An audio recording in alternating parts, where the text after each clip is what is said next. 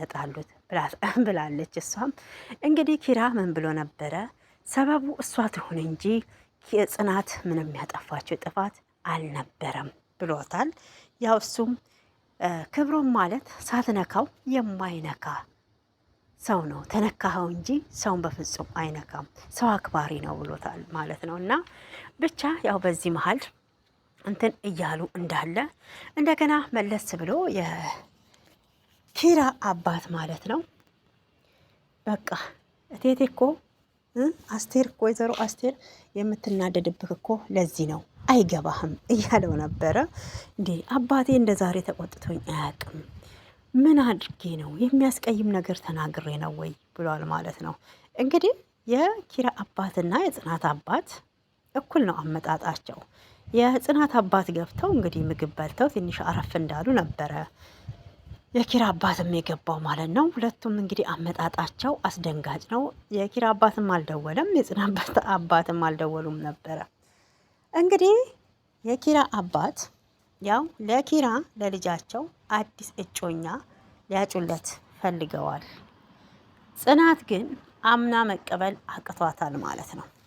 እንግዲህ የሚወዱትን ሰው አሳልፎ ለሌላ ፍቅር እንዲጀምር መገፋፋት ማለት እኔ እንጃ፣ እኔም ብሆን የማላረገው ነው። እና ጽናት አሁን እሱ በጣም ከብዷታል እና ኪራንም በጣም እየተቆጣችው መራራቅ አለብን፣ መቀራረብ የለብንም፣ እሱ ነው የሚያዋጣን ብለዋለች። እንግዲህ ጽናት ከዚህ በፊት በጣም እየፈራች ነበረ። ለምንድን ነው? የኪራ ሰራተኛ የቤቱ ሰራተኛ ስለሆነች አላሳፍርክም ወይ? ድንገት ባሳፍርክስ? ሰዎች ቢሳለቁብህስ? ክብርክ ቢነካስ? ብለዋለች ማለት ነው። እንግዲህ ፍቅር እንደጀመረ እሷም ለአባቱ አልተናገረችም፣ ኪራም ለእናቱም ሆነ ለአባቱም ይሄን ነገር ምንም ነገር አላሳወቁም ማለት ነው። እና ይሄ የኪራ ጋርና ጽናት ጋር ያለ ፍቅር ብቻ ነው። አሁን ላይ ደግሞ ሌላ ሴት እንግዲህ በውስጡ የሚያፈቅራት ታለስ ብላ እንግዲህ ጽናት የኪራን አባት በጠየቀቻቸው ሰዓት ምንድን ነበረ የኪራ አባት መልሱ? አረ እኔ አውቃለሁ፣ በልብ ውስጥ ሌላ ሴት የለችም፣ የሚወደው ደግሞ ይቺን ነው ብለዋል።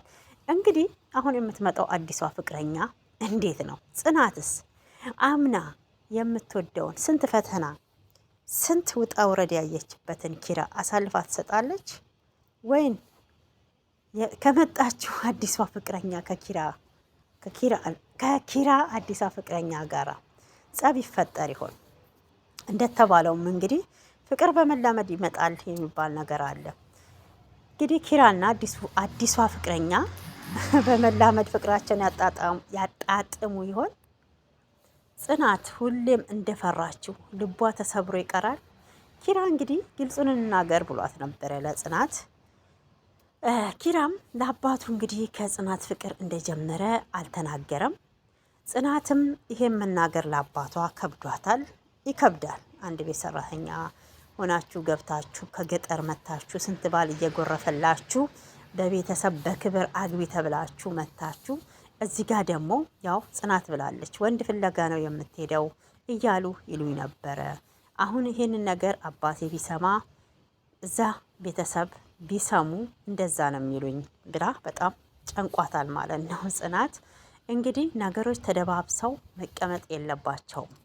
ከአንዱ አፈትልኮ መውጣት አለበት። ጽናት እዚህ ጋር ሁለት ጫና ነው ያለባት ማለት ነው። ፈተና የመጣባት አሁን አንደኛ የጽናት አባት ጽናት እንደምትማር አርገው ነበር የሚያውቁት። አሁን ላይ ግን ተማሪ እንዳልሆነች አውቀዋል በግልጽ። እንደውም ለምንድን ነው ፈተናሽን የማታሳይኝ ውጤትሽን? እኔ እኮ አባትሽ ነኝ፣ ሁሉንም ነገር ማወቅ ግዴታ አለብኝ ብለዋታል። ጽናትም አው ውጤቱ እኮ መጥቶ ነበረ ግን አሁን ላይ ተመልሷል ብላቸው እንግዲህ አባቷን አስተባብላለች ማለት ነው። እና ቆይ መጣሁ ብላ ወዴት ነው እንኳን ብለው ሲሏት ውሃ ልጠጣ ብላ በጣም ተርበትብታለች ማለት ነው። እውነቱን ያው መጋፈጥ አቅቷታል። መጋፈጥ ሳይሆን ብትናገር እንግዲህ አባቷ ትንሽ የጤና እክልም ስላለባቸው በዛ ብስጭት እንዲሞቱባት አትፈልግም። አንድ ያላት አባቷ ብቻ ስለሆነ እዚህ ምድር ላይ ማለት ነው። ጽናት ስለ ድራማው መልክ ማለት ነው። እና ያ ቤተሰብ አላት። በእርግጥ ይሄ ድራማው ነው። እኔ እንጃ ይከብዳል ለመናገር። እሷ ከብዷታል። ትምህርቴንስ እሺ እንደተውኩ ልንገረው፣ እንዴት ከአንተ ጋር ፍቅር እንደጀመርኩ እነግረዋለሁ ብላለች ማለት ነው። ጽናት ኪራም እንግዲህ ጀምሮ ነበረ ለአባቱ ሊናገርና ከዛን ትቶታል። ለምን እንደሆነ አላቅም። የሰው ልጅ ሲዋሽ እንግዲህ ውሸት አንድ ቀን መጋለጡ አይቀርም፣ እውነት ነው እንጂ ማለት ነው። ብቻ ቀጣዩ ክፍል ምንድን ነው?